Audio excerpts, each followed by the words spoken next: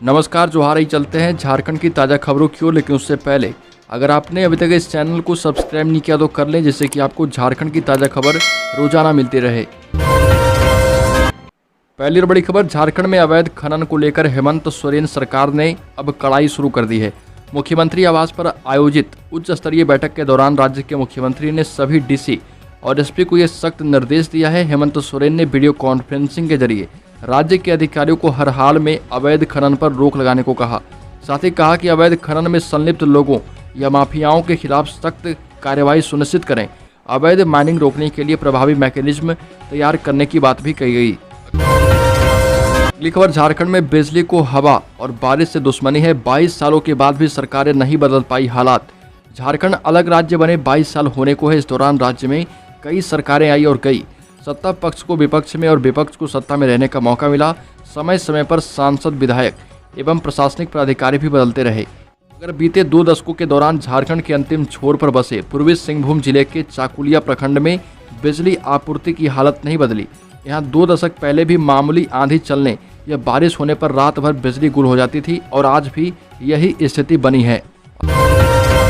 अगली खबर, सीबीएसई की 10वीं और 12वीं बोर्ड की कॉपियों का मूल्यांकन शुरू हो चुका है झारखंड में। और इसे लेकर बोर्ड ने स्कूलों को निर्देश दिया है कि कॉपी मूल्यांकन में किसी तरह की कोताही ना बरतें और इसके लिए शिक्षकों और स्कूल पर कार्रवाई भी की जा सकती है। 50,000 रुपये तक जुर्माना भी लगाया जा सकता है। सीबीएसई ने बोर्ड परीक्षकों को चेतावनी दी है कि यदि वो अपने दायित्वों का निर्वहन नहीं कर रहे तो 50,000 रुपये जुर्माना लगेगा। बोर्ड जल्द परीक्षा फल प्रकाशित करने को लेकर काफ़ी गंभीर है कि कोरोना की वजह से पहले भी देर हो चुकी थी और इस बार सीबीएसई बोर्ड नहीं चाहता कि परीक्षा फल देने में देरी हो। अगली खबर, बाबूलाल मरांडी ने हेमंत सोरेन पर बड़ा हमला किया।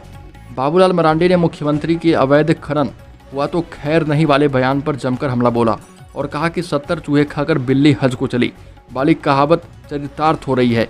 मुख्यमंत्री को सीधे संबोधित करते हुए कहा कि ऐसी बयानबाजी कर किसे बेवकूफ़ बनाया जा रहा। बाबूलाल मरांडी ने कहा कि जब राज खुलने लगे तो सरकार बैकफुट पर जा रही है और पब्लिक अब सब जान गई है। अगली खबर, झारखंड में एक खास समुदाय के द्वारा लगातार पाकिस्तान जिंदाबाद के नारे लगते रहते हैं और झारखंड में हो रहे पंचायत चुनाव के दौरान हार जीत के फैसले के बीच प्रत्याशियों के द्वारा कानून हाथ में लिए जाने के मामले भी सामने आ रहे। जीत के मद में कुछ लोग अपनी मातृभूमि और देश को भूलकर देश विरोधी कृत्य करने से भी बाज नहीं आ रहे। हजारीबाग के बरकट्टा प्रखंड स्थित सीलाडी में जीत का जश्न मनाने के दौरान एक विजयी उम्मीदवार और उसके समर्थकों ने पाकिस्तान जिंदाबाद के नारे लगा डाले। नारे लगाने में मुख्य आरोपी नवनिर्वाचित पंचायत समिति सदस्य समीरा बीबी, उनके बेटे समीम अंसारी एवं उनके समर्थकों को आरोपित बनाया गया है। अगली बड़ी खबर, जयराम महतो ने बड़ा बयान दिया और कहा कि झारखंड में अभी पंचायत चुनाव है और इसलिए हम अभी थोड़े शांति से आंदोलन कर रहे। जयराम टाइगर ने कहा कि फिलहाल मेरी मां की तबीयत भी खराब है, परंतु आंदोलनकारी के लिए ये सब कोई बड़ी बात नहीं होती। जयराम महतो मनीष कश्यप के 1932 नहीं लागू होने देंगे वाले बयान पर जयराम महतो ने कहा कि वो एक अच्छे पत्रकार हैं, लेकिन झारखंड की माटी की समझ उन्हें बिल्कुल नहीं है। वो 1932 को सिर्फ मजाक नहीं समझे, ये झारखंडियों की पहचान है और इसे लागू करवाने तक हम लड़ेंगे। अगली बड़ी खबर, झारखंड के सहायक अध्यापकों के प्रखंडवार शैक्षणिक एवं प्रशैक्षणिक प्रमाण पत्रों का सत्यापन किया जाएगा। साथ ही इसकी सूची उपलब्ध करवाई जाएगी। गढ़वा जिले के सहायक अध्यापकों के शैक्षणिक एवं प्रशैक्षणिक प्रमाण पत्रों का सत्यापन किया जाएगा। यह सत्यापन 48 घंटे के अंदर कराने का आदेश क्षेत्र शिक्षा पदाधिकारी ने सहायक अध्यापकों को दे दिया है। अगली बड़ी खबर, झारखंड सरकार ने 10वीं पास युवाओं के लिए 230 पदों पर भर्ती निकाली है। राजेंद्र नगर आयुर्विज्ञान संस्थान यानी कि रांची रिम्स में ये भर्ती की जाएगी। इस आवेदन पत्र को सिर्फ राज्य के ही छात्र आवेदित कर पाएंगे। चतुर्थ वर्गीय पदों पर यह नियुक्ति राज्य सरकार के द्वारा ली जा रही है। अगली बड़ी खबर, राज्य में तैनात आंगनबाड़ी कर्मी ग्रेच्युटी की भी हकदार होंगी। आंगनबाड़ी कार्यकर्ता अपने वेतन वृद्धि को लेकर लगातार अपने अपने राज्य में आंदोलन कर रहे हैं। वहीं दूसरी तरफ सुप्रीम कोर्ट ने आंगनबाड़ी कार्यकर्ताओं और सहायिकाओं के हक में बड़ा फैसला दिया है। सामाजिक सुरक्षा के रूप में अब 10% ब्याज के साथ ग्रेच्युटी भुगतान करने के निर्देश सुप्रीम कोर्ट ने सभी राज्य सरकारों को दिए हैं।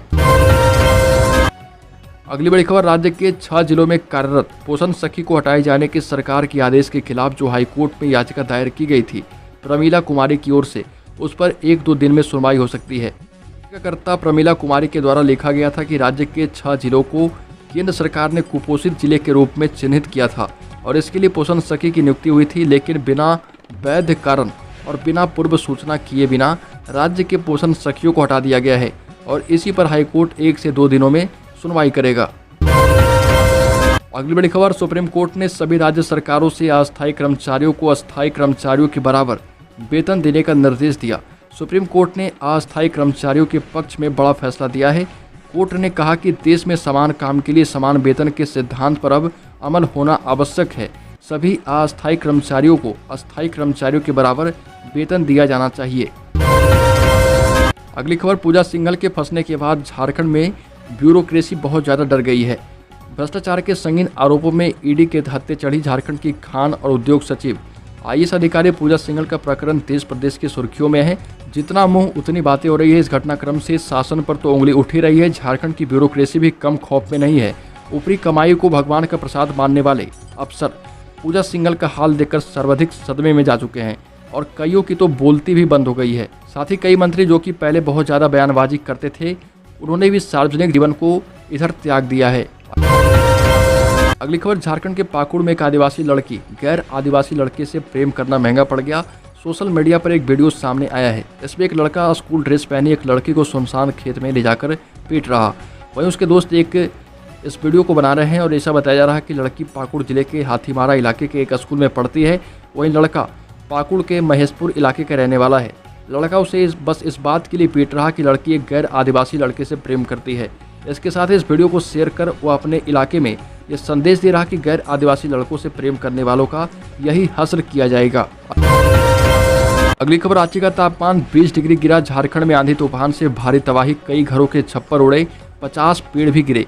आपको बता दें कि मार्च, अप्रैल व 20 मई तक तपती गर्मी झेलने के बाद राजधानी रांची एवं आसपास के जिलों में आसमान से राहत भरी बारिश हुई। जिसके बाद राजधानी के अधिकतम तापमान में 19 डिग्री की गिरावट दर्ज की गई।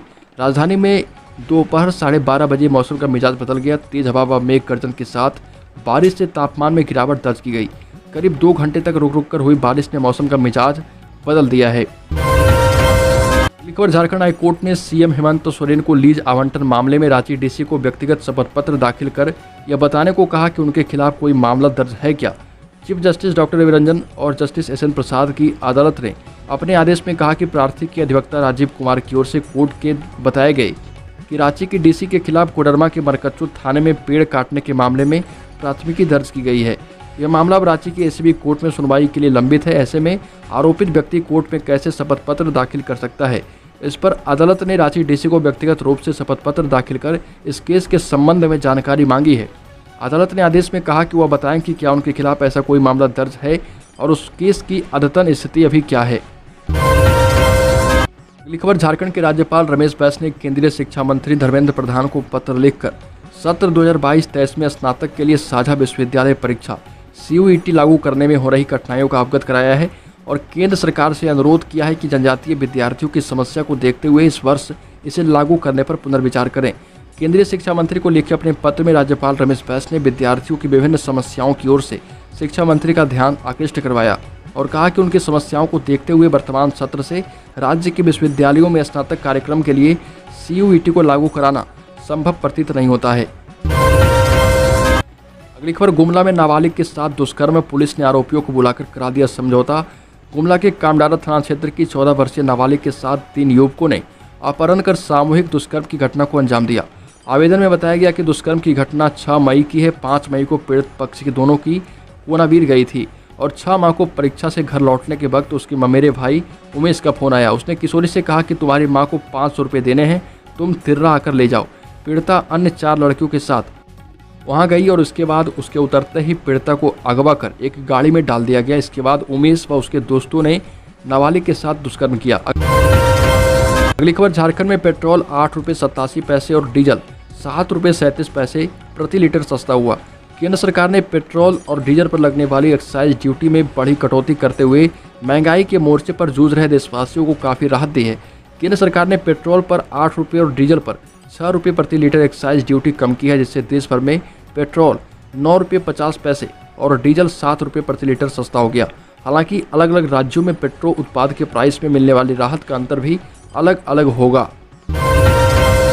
अगली खबर, झारखंड में मानसून से पूर्व किसानों को कृषि यंत्र मिलने के आसार कम ही नजर आ रहे। झारखंड में त्रिस्तरीय पंचायत चुनाव की वजह से लगी आचार संहिता के कारण कृषि यंत्र वितरण की पूरी प्रक्रिया थम गई है। अब चुनाव के बाद ही इसे पूरा किया जाएगा और इस कार्य में यदि विलंब हुआ तो खरीफ से पूर्व किसानों को इस बार भी कृषि यंत्र नहीं मिल पाएंगे। झारखंड में किसानों को आधुनिक कृषि से जोड़ने के साथ साथ उत्पादन और उत्पादकता बढ़ाने के उद्देश्य से राज्य में कृषि यंत्रों का वितरण किए जाने की योजना संचालित की जा रही है। खबर, इस श्रम कार्ड धारकों की चमकी किस्मत, जल्द आने वाली है अगली किस्त। आपको बता दें कि अब तक इस योजना का लाभ जो है 18 करोड़ से ज़्यादा मजदूरों ने अपना रजिस्ट्रेशन इस पोर्टल पर कराकर ले चुके हैं। अगर आप इस श्रम कार्ड योजना से जुड़े हैं तो फिर यह खबर आपके लिए है, किसी वरदान से कम नहीं है। इस योजना से पंजीकृत लोगों को 500 रुपये के अलावा कई बड़े लाभ मिल रहे। इस श्रम कार्ड पर आपको बता दें कि अगर आपके पास ई श्रम कार्ड है तो आपको इस योजना के तहत मकान निर्माण में सहायता के तौर पर धनराशि भी प्रदान की जाएगी। कार्ड है तो आपको इस योजना के